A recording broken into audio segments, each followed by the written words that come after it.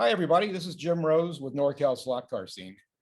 Today, we're talking with Ron Schmidt and Jeff Kraatz of Team St. Louis from the Fray. And I asked Ron and Jeff to come on and talk a little bit about themselves and how the St. Louis team started, and a little bit about Fray racing. So welcome, Ron and Jeff, to NorCal Slot Car Scene. Hi, Jim. Good to be here. Hi, Jim. Same thing. So obviously you're from Team St. Louis, so you're based in the St. Louis area. How many tracks do you have in the St. Louis area? Let's see. We got Jeff's. We got mine. Alan Van's. Who am I forgetting here? Billy's got one. Paul, Carl. Yeah, there's quite a few. Quite a few. So it's obviously a very good place to race HO cars. Yeah. There's quite a few tracks around, and then that's just the routed tracks. There's other ones that are lock and joiner or Tommy type that we can race on too. Okay. Well, that being said, let's go back and start with Ron and just give us a brief introduction to yourself and how you got started in HO racing. Okay. Yeah. I guess it's kind of a long story. It goes way back. So my parents owned a hobby shop starting in the 60s. I was born in 64. They already had it kind of started, and it kind of hit the high spot of the slot car scene back then. In the 60s, it was a big thing. And they had 24th scale tracks, and they had an HO scale tubby. So I kind of grew up there. It's when I was a kid, that was all I was doing. And then instead of getting a babysitter, they found out they could just set me down at the track and give me free track time all day. And there I was, just plugging away.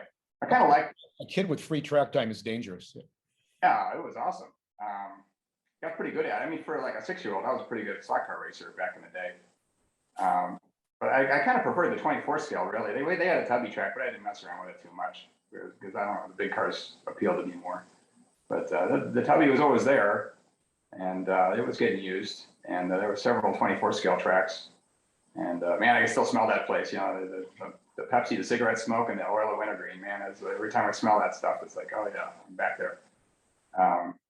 But anyway, so that kind of petered out. I think about 72.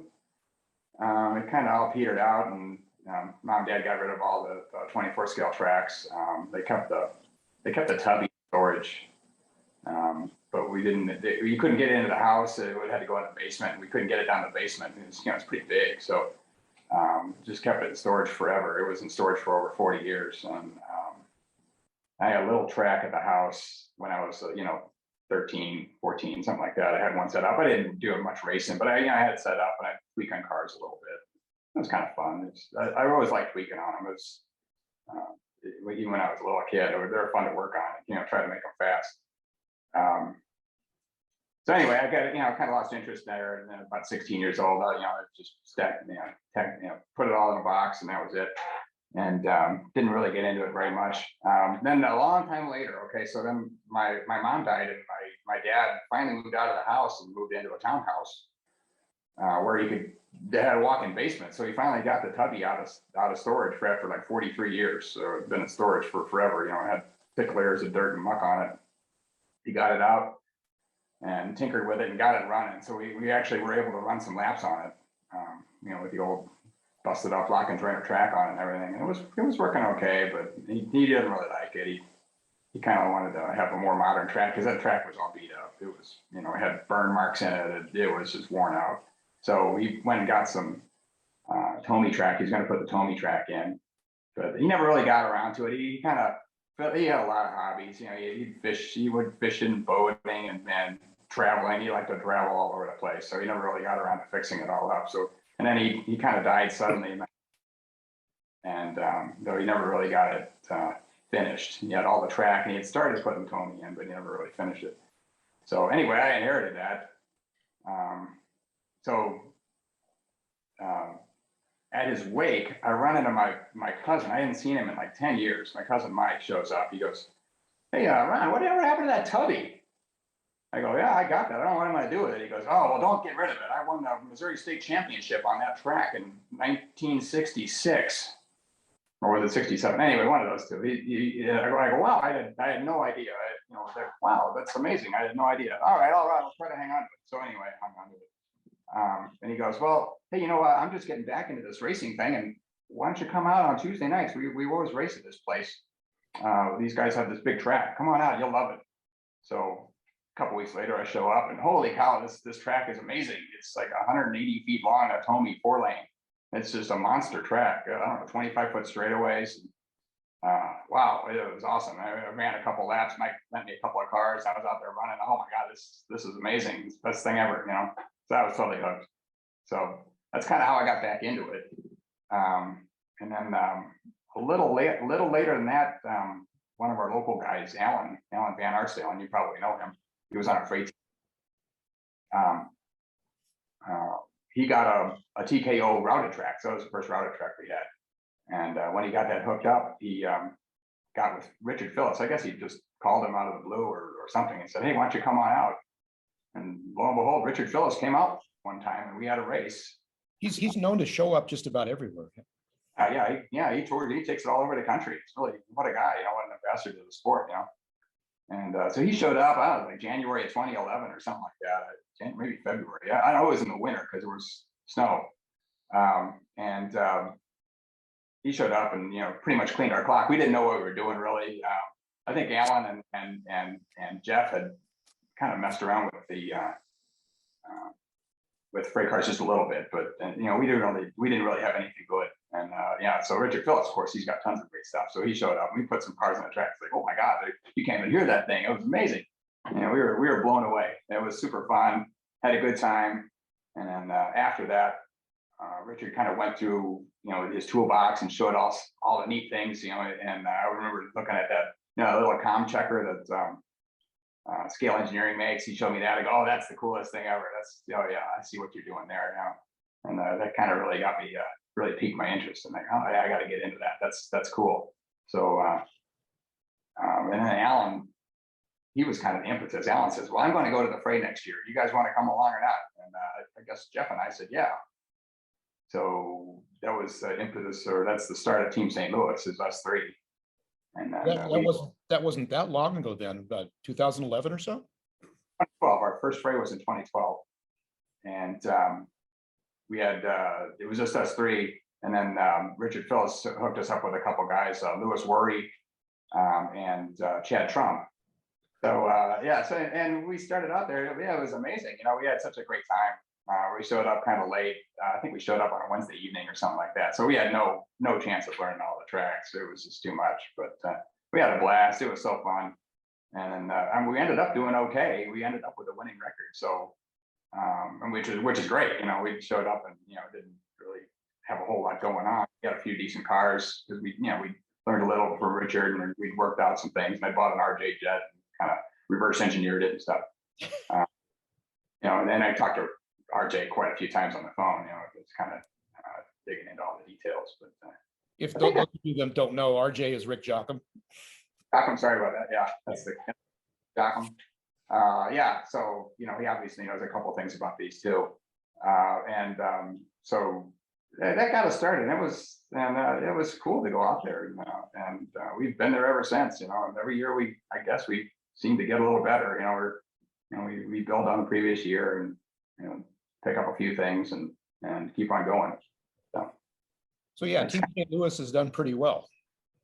Yeah, we've done really well. We won the Fray 3 times now, the 2016, 2017, and 2020. So let's switch over to Jeff and see, Jeff, how did you get started in HO racing? Well, as a lot of kids, Dad bought us a slot car track for Christmas one year, and that was how we kind of got started in it.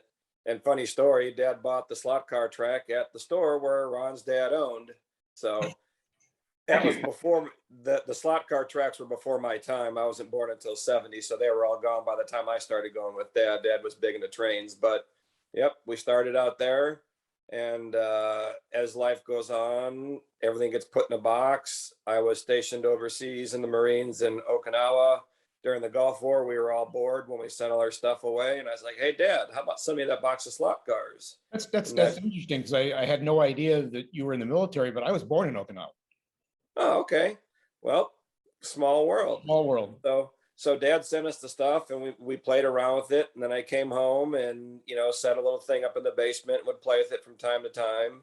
And there was a local shop here, Diddley's Raceway.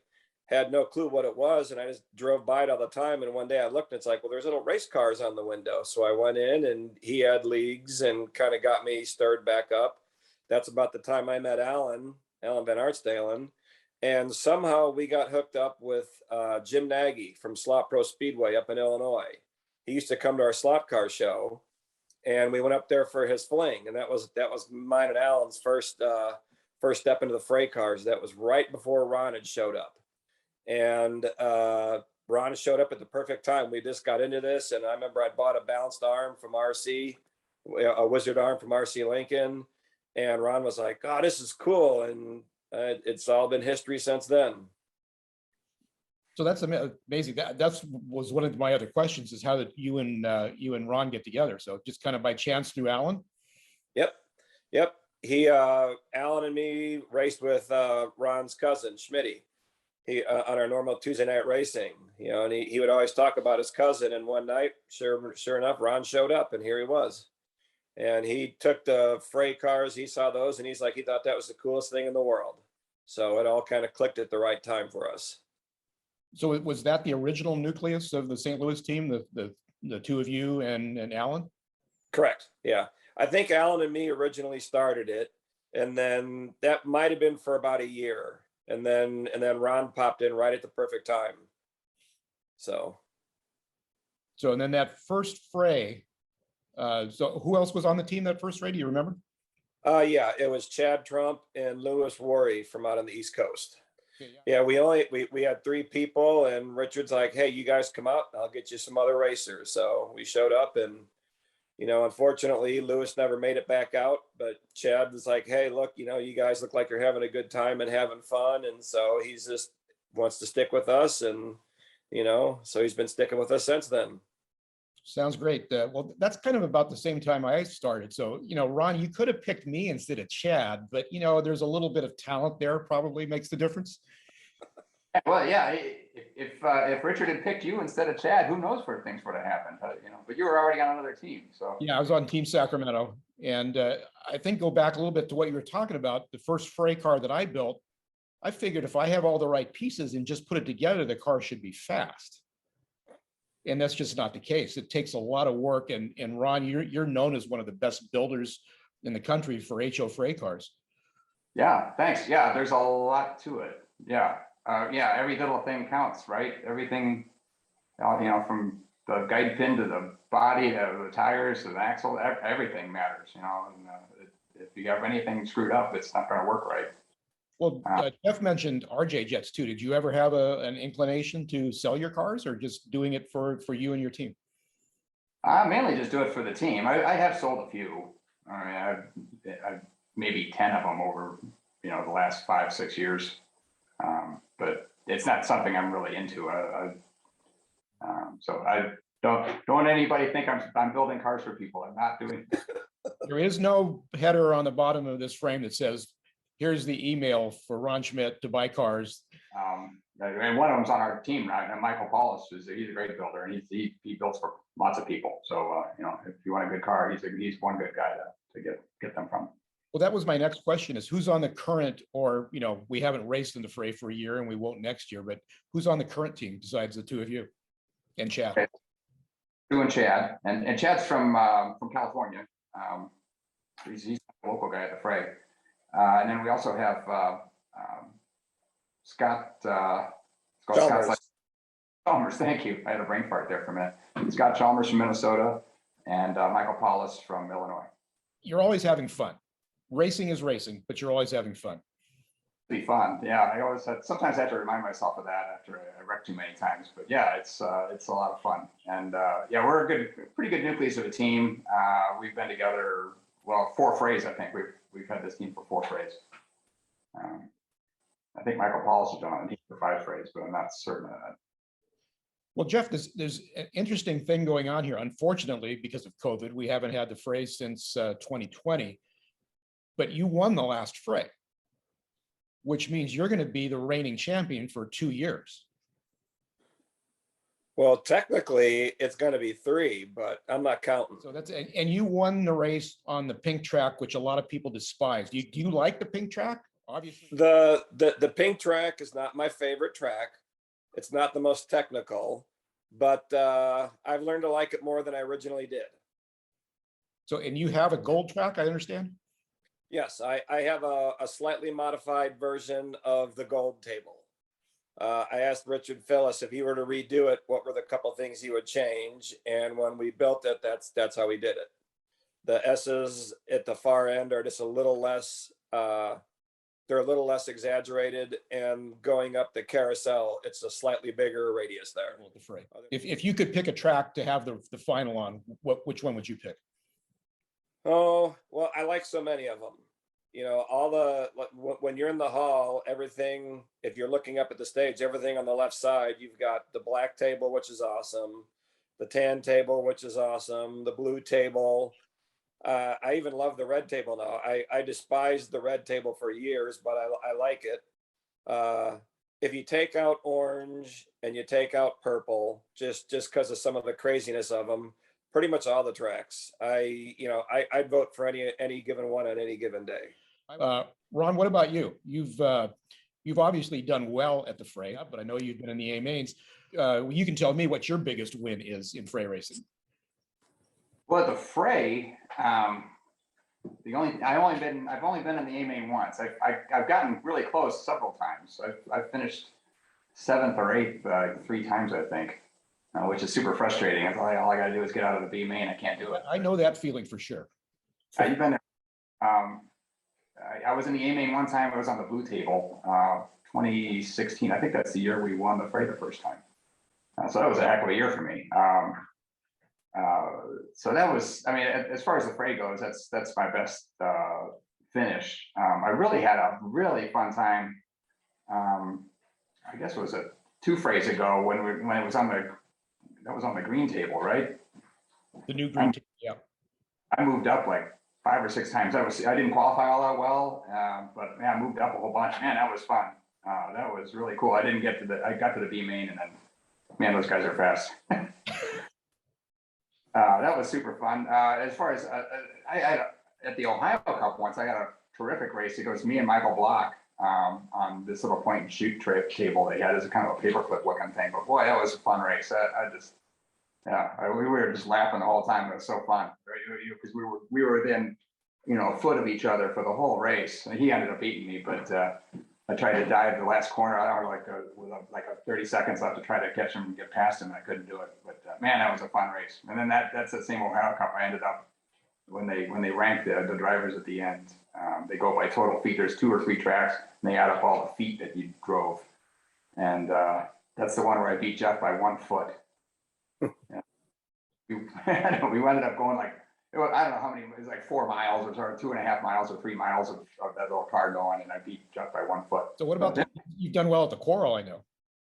Yeah. I won the last Coral, which was a little surprising, but yeah, that was a lot of fun. Yeah.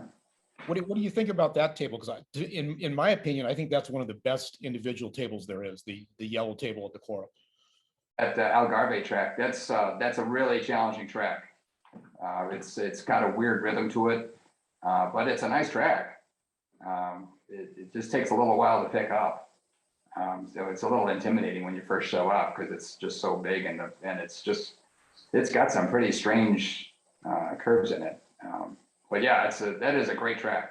A lot of fun, a lot of good technical portions on that track, and some fun fast parts in the middle. Yeah, it's a good design. We've seen some huge advancements in the last 5 to 10 years, primarily probably in magnets. If there's anything that you would like to see, or any direction you would like to see the Fray go in terms of how the cars are built and prepared? I don't really have a strong opinion on it, I guess. I mean, I kind of like where we're at. The magnets are a little, I mean, you mentioned magnets. The magnets are a little iffy. I think the current magnets that you can get aren't quite as strong as the magnets you could get, but not by much. They're pretty close. But if you didn't get some back then, you might be kind of hurt. So I don't know. Other than that, I mean, I like where they're at. you know, you got a good set of parts that are available, gears, all the gears are available, the bodies are good. I guess bodies is another thing that I might mention. They're a little hard to get. Depends on where you're going, but you know, the guys that make the resin bodies you can't make them in quantity, so it takes time to get stuff. Yeah. So it's not really worth it maybe to, you know, for somebody to come out with a molded body just for that. Yeah. So the guys that have to, you know, do it as a hobby and make, you know, resin bodies in the background, well, you know, they got other jobs too. So that's the challenge. I'm not sure what to do about that. Other than, you know, it'd be kind of crazy to go to Lexan Bodies or something, but if they did, that would be cool, I guess. What about you? Is there anything, any direction you'd like to see Fray Racing go, or just keep on going the way we're going? Because it's pretty good, just other than the fact we haven't been able to race. But yeah, besides the fact that we haven't been able to do much racing, I like the formula. It's been really neat to see these things develop and see how fast we've gotten them. You know, I would say we're close to at the limit as far as what we can do. Ron will disprove that. He'll make them faster. Well, Not possible, yeah. but you always squeak out another 10th somewhere here or there. Yeah.